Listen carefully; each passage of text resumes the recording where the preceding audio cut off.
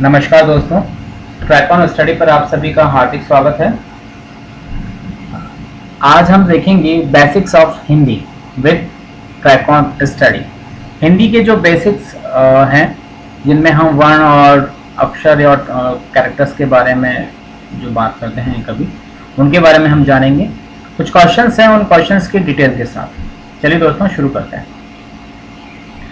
हमारा जो पहला क्वेश्चन है वो है, भाषा की सबसे छोटी इकाई किसे कहते हैं। मीन्स ये है, which is the lowest unit of a language. इसके जो ऑप्शंस हैं वो हमें मिल रहे हैं, वर्ड यानी शब्द, व्यंजन, स्वर यानी वोवल, और वर्ण यानी कि कॉन्सोनेंट है ना, अक्षर, कैरेक्टर्स। तो यहाँ पे जो हमारा आंसर होगा वो होगा डी, वर्ण। जैसा कि आप यहाँ देख रहे हैं, जो वर्ण होते हैं वो किसी भी भाषा की सबसे लोएस्ट या सबसे छोटी इकाई होते हैं। अब जो है इनके बारे में हम कुछ जान लेते हैं। ध्वनि, ध्वनि किसे कहते हैं? मुख से निकलने वाला प्रत्येक स्वतंत्र स्वर ध्वनि कहलाता है। इसका इस्तेमाल सिर्फ मौखिक भाषा में किया जाता है। अब वर्ण क्या होता है? वह छोटी से छोटी इकाई जिसके और टुकड़े ना हो सकें वह वर्ण कहलाती हैं। जैसे कि अ, आ, क, ख, घ।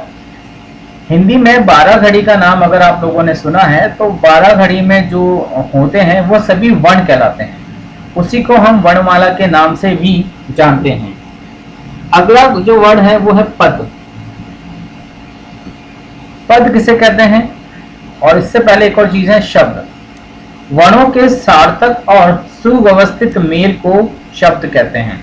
जैसे पानी, अनाज, विकास, इन सब में अगर आप देखेंगे तो कुछ वर्णों का मेल हुआ है। जैसे पानी के अंदर आप देखते हैं तो पानी में कौन कौन सा वर्ण है? एक तो है आपका प, और दूसरा कौन सा है? न। ठीक है, ये दो वर्ण हैं। ये दोनों वर्ण जब आपस में जुड़ गए और इनके साथ जो मात्राओं का सहयोग हुआ, तब हमारे पास ये पानी का जो शब्द है ये बना। दूसरा है अनाज। इसमें भी आप देखेंगे तो अ है, न है और ज है, आ भी है। विकास, ये सभी वर्णों के मेल से बना एक सार्थक और सुव्यवस्थित मेल है। कहने का तात्पर्य यह है, इन सभी शब्दों का कुछ अर्थ निकलता है, और जब ऐसे जो शब्द जिनका सार्थक अर्थ निकलते हो और जो बिल्कुल बने हुए हैं, उन्हें वो ही शब्द कहा जाता है। सभी वर्ण मिलकर शब्द नहीं बनाते। जैसे कड़कड़ अगर हम बोले तो ये कोई वर्ड नहीं है, बिकॉज इसका कोई मीनिंग नहीं है। ठीक है, ता, ती, ये कोई शब्द नहीं है ना, तो इनका कोई अर्थ भी नहीं निकलता। अगला वर्ड है पद। वाक्य में प्रयुक्त शब्द को पद कहा जाता है। जैसे कि हमने एक सेंटेंस लिखा, राम ने कहा। राम ने कहा। अब देखिए, राम का मतलब है यहाँ पे कोई व्यक्ति का नाम है, कहा मतलब कोई क्रिया के बारे में बता रहे हैं। तो ये दोनों जो शब्द हो गए, इनका अर्थ निकल रहा है। ठीक है, अब इन दोनों की जो स्थान है वो डिसाइडेड है। तो पहले राम आएगा, ऐसे नहीं आएगा इसमें कि कहा राम ने, है ना। तो ये जो है ये हमारा पद हो गया, राम और कहा। ठीक है, वाक्य में प्रयुक्त शब्द को पद कहा जाता है, और शब्द और पद में सिर्फ यही अंतर है कि शब्द शब्दकोश में मिलते हैं और पद वाक्य में मिलते हैं। जो शब्द हैं वो डिक्शनरी में मिलते हैं, और जो पद हैं वो हमें सेंटेंस में मिलते हैं। ठीक है, अगला है वाक्य। एक विचार को पूर्णता से अभिव्यक्त करने वाले शब्द के समूह को वाक्य कहा जाता है। फॉर एग्जाम्पल, मैं पढ़ रहा हूं, राम पानी पी रहा है आदि। राम ने कहा, यह भी क्या है? एक तरह का वाक्य ही है। ठीक है दोस्तों, तो हिंदी भाषा की जो सबसे छोटी इकाई है उसका नाम है वर्ण। मुख से जो ऑरली आवाज निकलती है उसको बोलते हैं हम ध्वनि। वर्ण ऐसी यूनिट होती है किसी भी भाषा की या हिंदी भाषा की जिसकी कुछ और टुकड़े ना हो सकते हो। शब्द वर्णों से मिलकर बनते हैं जिनका कोई सार्थक अर्थ निकलता हो। पद ये वाक्य में प्रयुक्त होते हैं, वाक्य में जो शब्दांश होते हैं वो पद कहलाते हैं। शब्द हमेशा डिक्शनरी में पाए जाते हैं और जो पद होते हैं वो वाक्य में मिलते हैं। जब बहुत सारे ये दो या दो से अधिक शब्द या बहुत सारे शब्द मिलकर एक सार्थक पूर्वक कोई लाइन बनाते हैं जिसका कुछ अर्थ निकल सकता हो, वो वाक्य कहलाता है। चलिए अगला देखते हैं। दूसरा प्रश्न है, इनमें से कौन सी भाषा देवनागरी लिपि में लिखी जाती है? देवनागरी लिपि जिसको हम इस नाम से भी जानते हैं, आप लोग ये कहते हैं ना हिंदी, ये हिंदी देवनागरी है और देवल्यास ये देवनागरी जैसे ही है, 010। अगर आपने कंप्यूटर पर कभी टाइपिंग किया हो तो, है ना। अब यहाँ पे हमको जो ऑप्शन दे रखे हैं वो मलयालम, उड़िया, तमिल एंड मराठी। इनमें से एक भाषा ऐसी है जो बिल्कुल देवनागरी की जैसे ही लिखी जाती है लेकिन बोली नहीं जाती वो है मराठी। कौन सी बोली है वो? मराठी। मराठी महाराष्ट्र में बोली जाती है, बॉम्बे महाराष्ट्र, और इसे बिल्कुल हिंदी की तरह ही लिखा जाता है। ठीक है, इसमें ऑप्शन जो हमको मिल रहे हैं वो है लिपि, स्क्रिप्ट। किसी भी भाषा को लिखने की व्यवस्था को ही लिपि कहते हैं। संस्कृत, हिंदी, मराठी आदि भाषाओं की लिपि का नाम देवनागरी है। इस प्रकार अंग्रेजी भाषा की लिपि रोमन, उर्दू भाषा की लिपि अरबी एंड फारसी, है ना, और पंजाबी भाषा की लिपि गुरुमुखी है। ये सारे लैंग्वेज के क्वेश्चंस हैं। ठीक है, तो हमने यहाँ पे देखा कि जो भाषाएं देवनागरी में लिखी जाती हैं वो कौन कौन सी है। एक तो हमारे पास है संस्कृत, दूसरी है हिंदी और तीसरी हमारे पास मराठी। ठीक है, अब देवनागरी लिपि के बारे में भी थोड़ा जान लेते हैं। संस्कृत, पाली, हिंदी, मराठी, कोंकणी, सिंधी, कश्मीरी, डोंगरी, नेपाली तथा अन्य नेपाली उपभाषाएं, गढ़वाली, बोडो, अंगिका, मंगही, भोजपुरी, मैथिली, संथाली, ये सभी भाषाएं देवनागरी लिपि में ही लिखी जाती हैं। अधिकतर भारतीय लिपियां ब्राह्मी लिपि से विकसित हुई हैं। देवनागरी लिपि का विकास भी ब्राह्मी लिपि से ही हुआ है। देवनागरी लिपि बाएं से दाएं की तरफ लिखी जाती है और प्रत्येक शब्द के ऊपर एक रेखा खींची हुई होती है। कुछ वर्णों के ऊपर रेखा कटी हुई होती है। फॉर एग्जाम्पल अगर आपको मैं बताऊं कि देवनागरी लिपि को लिखते कैसे हैं, तो आप देखिएगा। जैसे हमने लिखा यहाँ पे राम लिखा। ठीक है, अब राम के ऊपर ही देखिए ये लकीर आ गई। अब आप जैसे लिखते हो जैसे ध्रुव लिखते हो आप लोग, ध्रुव आपने लिखा तो ध्रुव में ये आधा रह आ गया। ये सब देवनागरी लिपि की पहचान है। ठीक है, हर्ष आप लिखते हो,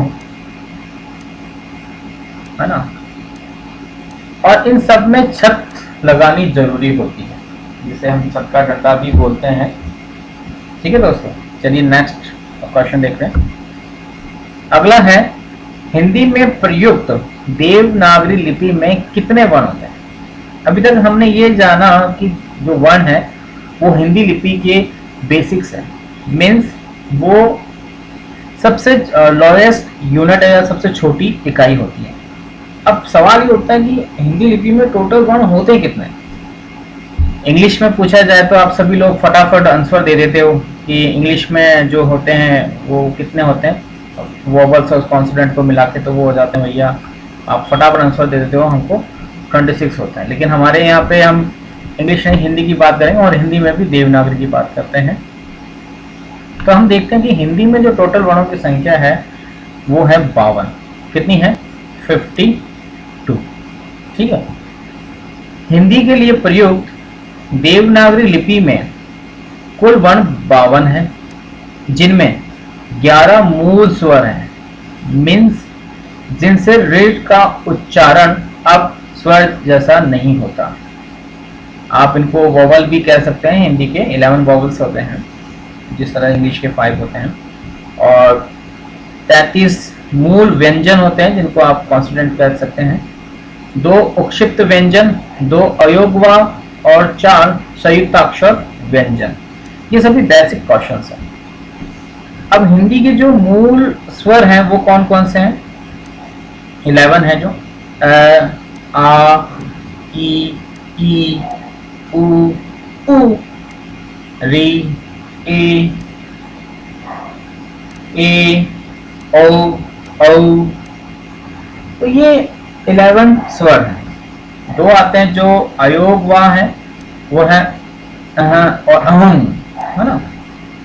33 मूल व्यंजन है, जिनमें हम लेते हैं क, ख, ग, घ, ड़, च, छ, झ, झ, न,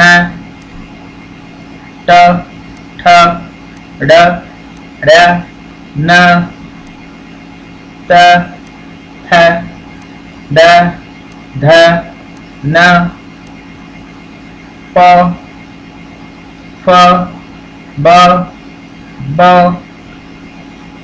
य, र, ल, व, श, श, स, ह। और 2 उक्षिप्त व्यंजन होते हैं ड़, ड़, और 4 संयुक्ताक्षर, मतलब कि 4 जो होते हैं संयुक्त व्यंजन कह लीजिए आप इनको, वो होते हैं श्रेय, त्रय, ज्ञ एंड श। ठीक है दोस्तों, जो श्रेय है वो बनता है क, आधा क, श से मिलकर बनता है। जो त्र होता है वो आधा त और रै से मिलकर बनता है। और जो ज्ञानी वाला ज्ञ होता है वो जय और न से मिलकर बनता है। और जो श्री वाला श होता है वो श, षटकोण वाले वो क्या होते हैं, शलगम वाले और रै से मिलकर बनता है। चलिए हम नेक्स्ट करते हैं। इनमें से कौन सा ह्रस्व स्वर है?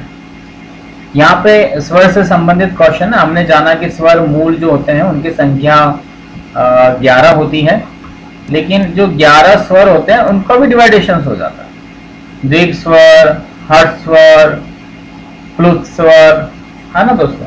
तो हम यहाँ देखें कि ह्रस्व स्वर कौन सा है। ह्रस्व स्वर मतलब कि जो जिसमें हमें जोर कम लगाना पड़ता। अगर हम इनका प्रोनाउंसिएशन करके देखें, ई, आ, ओ, ओम, तो यहाँ पर जो ई है वो हमारा आंसर होगा, क्योंकि हमको ई बोलना, अगर हमको बड़ी ई बोलना होता तो हमें ज्यादा जोर लगाना पड़ता।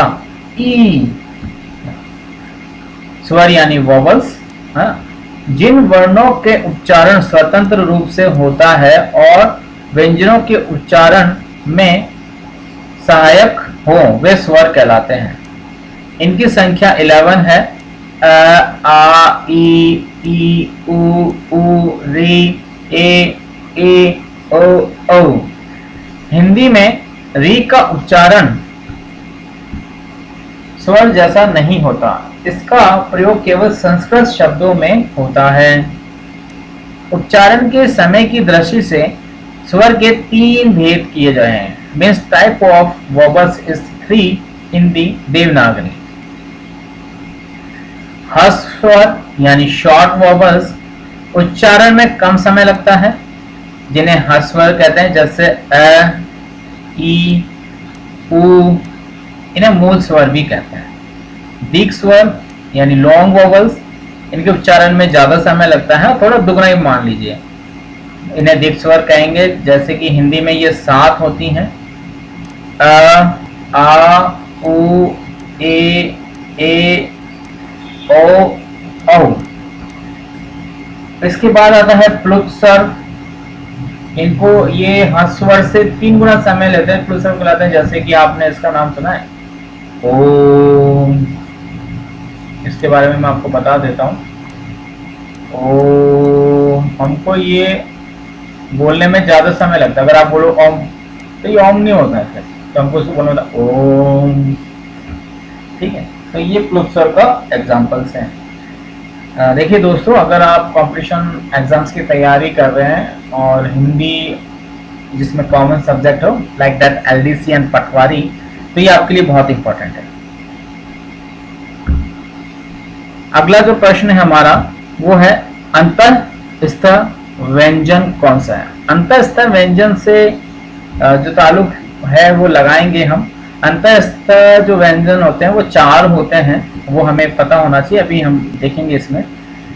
व्यंजन की टोटल संख्या कितनी है 33, और वैसे मूलतः इनकी संख्या 35 होती, जो आप हमने पहले भी देखा, अभी 2 डै और डै भी होते हैं, उपक्षिप्त व्यंजन होते हैं, लेकिन उनको हम शामिल करें तो 35 हो जाते हैं, लेकिन वैसे मूल की बात करें तो हम 33 में देखते हैं। अब व्यंजन कितने प्रकार के होते हैं, कुछ होते हैं स्पर्श व्यंजन जिनको स्टॉप कॉन्सोनेंट्स बोलते हैं। ये कैसे मैथ तक कुल 25 वर्ण हैं, जिनमें 20 वर्ण स्पर्श हैं तथा 5 व्यंजन स्पर्श संघर्षी चर वर्ग व्यंजन कहलाते हैं। यहाँ पे क वर्ग जो है क ख घ घ, च वर्ग है च छ ज झ न, ट वर्ग है ट ठ ड ण न, त वर्ग है त थ द ध न, प वर्ग है प फ ब भ म, और उपक्षिप्त व्यंजन अभी बात करी थी मैंने ड और ड, है ना। और अंतस्थ व्यंजन जो होते हैं इनकी संख्या कितनी होती है दोस्तों, अंतस्थ व्यंजन कुल कितने होते हैं, 4 होते हैं। हमको ये ध्यान होना चाहिए, कितने होते हैं, ये 4 होते हैं। और इनका नाम क्या है, य र ल व, क्या नाम है इनका, य र ल व, इनको एक साथ बोलिए आप, य र ल व। और ऊष्म संघर्षी जो व्यंजन होते हैं वो होते हैं हमारे, ऊष्म संघर्षी व्यंजनों को भी हमको भूलना नहीं है, वो होते हैं, एक तो होता है हमारा श, शलगम वाला होता है ना, एक होता है हमारे पास षटकोण वाला श, ठीक है, ये ऊष्म संघर्षी होते हैं। एक होता है हमारे पास स, सड़क वाला, और एक होता है हमारे पास है। ये जो 4 होते हैं, ये इनको जो व्यंजन कहते हैं, ये भी बहुत इंपॉर्टेंट क्वेश्चन बनता है, इनको ऊष्म संघर्षी व्यंजन कहा जाता है। ठीक है दोस्तों, चलिए अगला देखते हैं। अगला क्वेश्चन है नासिकीय व्यंजन कौन सा। अब देखिए, अगर आप इस पर थोड़ा सा ध्यान लगाएंगे तो ये यही वही बात है कि अगर हम कोई ऐसा व्यंजन है जिसका प्रोनाउंसिएशन नाक से हो रहा है ना, तो वो व्यंजन नासिकीय कहलाता है। नासिकीय व्यंजन में इसमें जो है ये हमको मिलता है च वर्ग में मिलता है ना,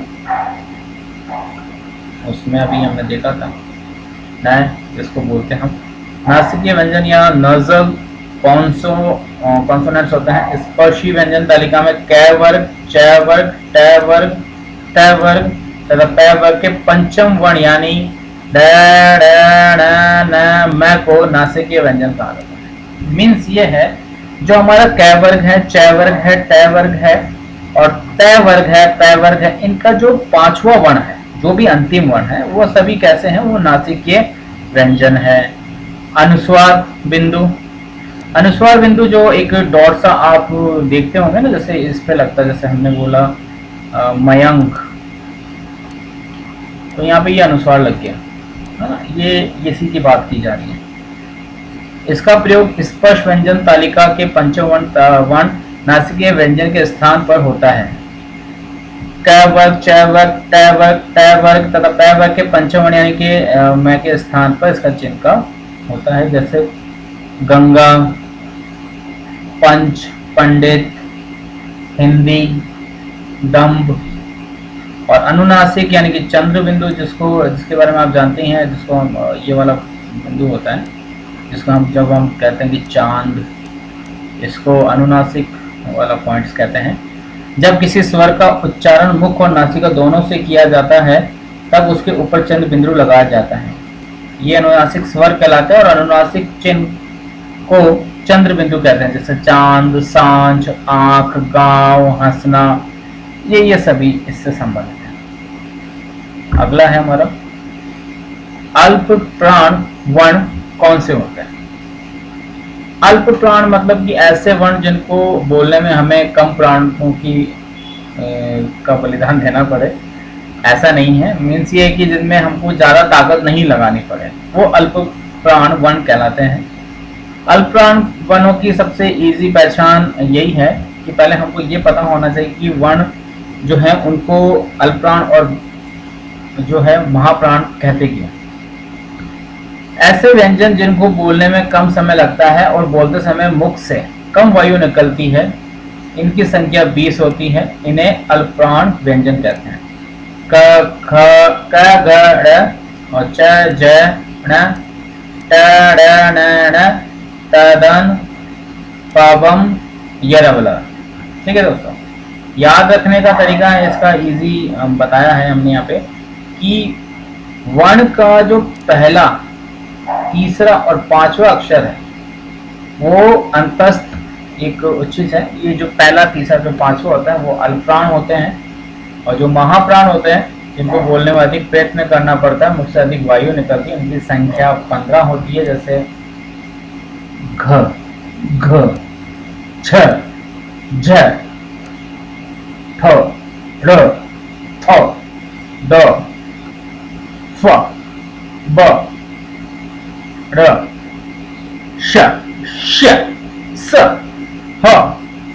और इनको याद करने का जो तरीका वो है कि वर्ण का जो दूसरा और चौथा अक्षर होगा, दूसरा और चौथा अक्षर जो होगा वो ऊष्म व्यंजन के साथ महाप्राण व्यंजन भी होते हैं। अगला देखते हैं हम लोग, इनमें से कौन सा वर्ण घोष वर्ण है। देखिए अभी हमने पढ़े अल्प प्राण और महाप्राण, अब पढ़ रहे हैं हम घोष वर्ण और अघोष वर्ण। अघोष वर्ण जाने से पहले अगर हमें ये पता हो कि घोष वर्ण कौन से हैं, तो फिर हमें अघोष वर्ण के बारे में जानने की जरूरत नहीं, हमें पता रहेगा। घोष वर्ण जिन वर्णों के उच्चारण में केवल नाक का प्रयोग होता है उन्हें घोष वर्ण कहते हैं। इनकी संख्या 31 होती है, जो इस प्रकार है। ये सभी स्वर ए से ओ तक और ग, घ, तीसरा और चौथा जो होते हैं वो घोष वर्ण होते हैं, और सभी स्वर। ठीक है। और अघोष जो वर्ण होंगे, नाद की जगह केवल श्वास का उपयोग किया जाता है, जिसमें हमको सिर्फ कंठ मतलब कि गले से हवा निकालनी है, उनकी संख्या 13 होती है। ऐसे जो वर्ण है वो घोष वर्ण होते हैं। क, ख, च, छ, ट, ठ, ड, ठ, प, फ, श, श, स, ये अघोष वर्ण होते हैं। ठीक है दोस्तों, अगला देखते हैं ए और ए वर्ण क्या कहलाता है। देखिए अभी हम जो वर्णों के प्रकार पढ़ रहे हैं इसमें भी आपको मैं बता रहा हूं, ए और ए, ये हमारी आवाज कहां से आ रही है। आप बोल के देखेंगे ए और ए, इनकी आवाज हमको आ रही है कंठ से। कहां से आ रही है, तो ये कंठ तालव्य वर्ण है। कौन से, कंठ तालव्य। मीन्स ये है कि अगर वर्णों को हम उच्चारण के अनुसार बांटे तो वो कौन कौन से होंगे। जो कंठ से बोलने वाले जो वर्ण है, कंठस्थ से, कंठ से, उनको हम विसर्ग कंठ और जीभ का निचला हिस्सा लगता है। अ, आ, क, ख, घ, घ, ड़, ह। इनमें ना तो हमारी जीभ ऊपर छू रही है, ना ही कुछ बीच में मिल रहा है, बल्कि कंठ से ही आवाज निकल रही है। दूसरी है तालव्य। तालू और जीभ जब हमारे आपस में मिल जाए, जो हमारे ऊपर वाले दांत वाला जो हिस्सा है उसके साथ अगर जीभ टच होके प्रोनाउंसिएशन हो रहा है तो वो तालव्य होगा। जैसे ई, ई, च, श, ज, झ, ण, य, श। ठीक है। इसके बाद आता है हमारा मूर्धन्य। मूर्धन्य में जो मूर्धा और जीभ से निकले, जैसे री, ट, ठ, ड़, ड़, न, ड, ड, र, श। जो दंत से मिलेगा, दंत्य वर्ण, दांत और जीभ दोनों को मिला के जो बोले जाते हैं। त, जहाँ दांतों के बीच में जीभ आ जानी चाहिए हमारी। थ, द, ध, न, ल, स। ठीक है। इसके बाद जो उच्चारण के अनुसार वर्ण है वो ओष्ठ्य, जो दोनों होठ को मिला के बोलने जाए। उ, उ, प, प, ब, भ, म। ठीक है। और जो कंठ और तालव्य दोनों को मिला के बोला जाए वो आता है ए और ए। ठीक है। और जो कंठ और ओष्ठ यानी कि जो होठों को और जीभ को मिला के बोला जाए वो ओ ओ। क्योंकि जब हम बोलते हैं तो हमारा जो माउथ है या जो मुंह है वो गोले की शेप में कन्वर्ट हो जाता है, तो जो वो कंठोष्ठीय हो जाते हैं। फिर दंतोष्ठीय जो दांत जीभ और होठ से मिलाए वो से केवल एक ही वर्ण है, वो है व। इसको हम दंतोष्ठीय वर्ण कहते हैं। ठीक है। चलिए अगला देखते हैं। इन प्रश्नों का अभ्यास आप कीजिए, बिना अभ्यास किसी भी परीक्षा में सफलता संदिग्ध है। ये आपके लिए एक मोटिवेशनल थॉट्स हैं। तो दोस्तों आपने देखा किस तरह हमने आज वर्णों के बारे में सीखा है। तो ट्रैक ऑन स्टडी चैनल को आप लोग सब्सक्राइब कीजिए, शेयर कीजिए। बेसिक हिंदी के अलावा और भी कुछ चीज़ें होंगी जो आप लोगों के लिए लाई जाएगी, जो आपकी पटवारी और एलडीसी एग्जाम से जुड़ी हुई होंगी। तो प्लीज़ बने रहिए इस चैनल के साथ। Thank you so much.